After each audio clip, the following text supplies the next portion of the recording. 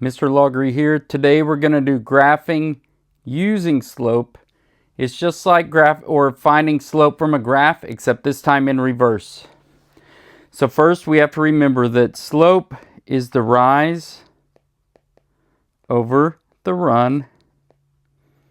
Sometimes it's called delta y over delta x. Sorry, my handwriting's not very good. And this triangle, delta, just means change. So we're looking at how much y is changing in x. And that kind of makes sense because look over here, the y goes up and down. So that goes on top of our fraction. The x goes horizontal or sideways. So that's why it goes on bottom. We measure the up and down first and then the left and right. Let me get rid of some of this real quick. And we will get started. Okay. So it's going to give us a starting point, and then it's going to give us a slope, and it wants us to graph a line over here on this graph. Whenever you're graphing a line, all you need is 2 points. It wants us to do 3, but you really only need 2. If you have 1 point, you can draw a line through it in lots of different directions, okay? The reason you need 2 points is because once you have 2 points, you can only make 1 line that goes through both of them. I hope that makes sense. The more you have, the easier it is to draw your line though. So let's look at this. First off, you've got to be able to graph a point. This first number is the x value, the sideways value. The second number is the y value. That's the one going up and down. So if we are at 0, 0, that's at the origin, is what it's called. That's the very middle, because it does not go left or right. It doesn't go up or down. We're just right here in the middle. So let's make our first dot right here at this point. Then if we have a slope of 2, that means it's positive and we are going to go up 2. So let's go up 2 right here.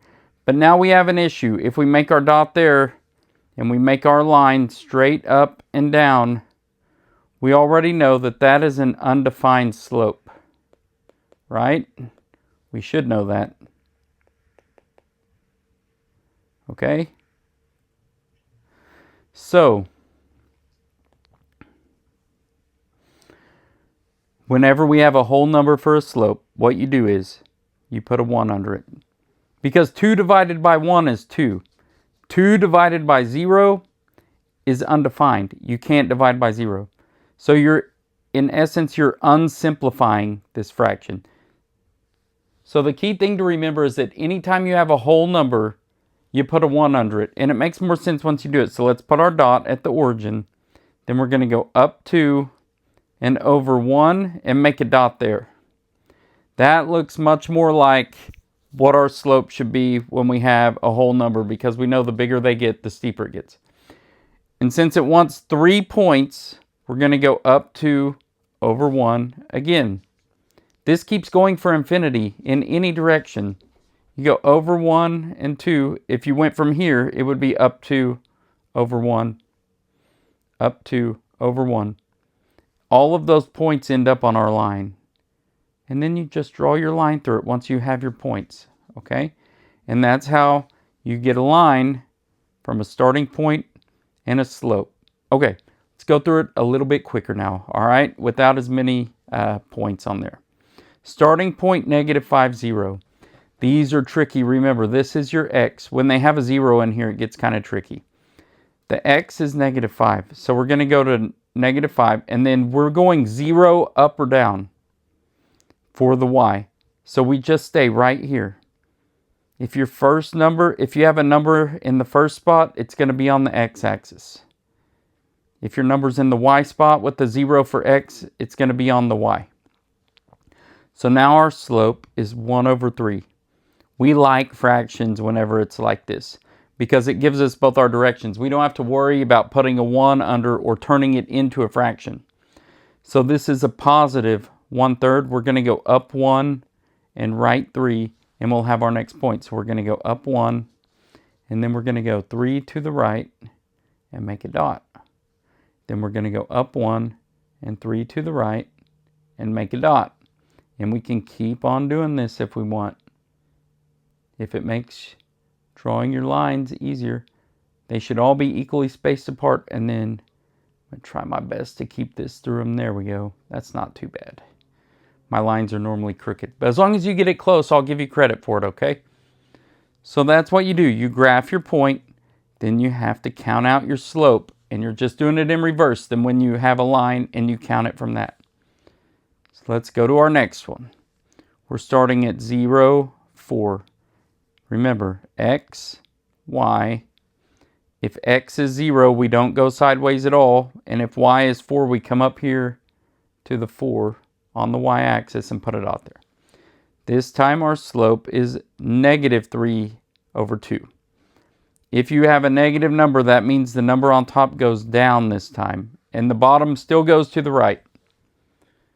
So we're going to go down 3, 2 to the right this time, and make a dot there. Then we're going to go down 3, 2 to the right, and make a dot. We can do one more. Down 3, 2 to the right, make a dot. And then we're just going to draw our line right through them. But like I said earlier, whenever you have these, you really only need 2 dots to make your line. So let's do this one, and I'll just do it with 2 dots real quick. -2 is x. The 1 is y. So this time we're going to go -2, 1 is right here. Make sure your first number is the x. The second number is the y, okay? Don't get those backwards. The slope of 1 is 1/1, which means we go up 1/1, and we put a dot there, and then you can just draw a line through it. Anytime you have a slope of 1, I probably got off a little bit, but you should be going through every one of these points right here. Your dots should be really close together if you draw them all out like that, okay? All right, let's look at this one. Pause the video, see if you can work this, and then hit play, and we'll see if you got it right, okay?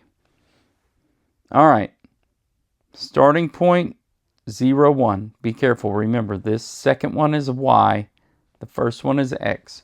So 0, 1 is right here.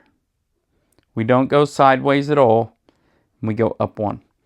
Slope of 1/3, if it's positive 1/3, that means you're going up 1 because it's positive, right 3. So we're going to go up 1, 3 to the right, make a dot, and then draw a line through those 2 points. Just like that. And then you can look at it. You should be able to tell by now. You should at least be able to tell if your line should be positive. This line's going up from left to right, which means it's positive. Whenever you have a fraction, fractions, this can help you remember this. Fractions look flat. They both have an F in them. Let's do a different color for this. Whole numbers. This is just a general rule. It's not always the case, but it's good for checking real quick. Whole numbers get really steep the bigger they get, or the smaller, but it will look like a bigger negative number that's actually a smaller number. But a whole number on a negative normally looks like this, and a whole number positive slope normally looks like this, okay? Let me get rid of those for you. Okay, good luck.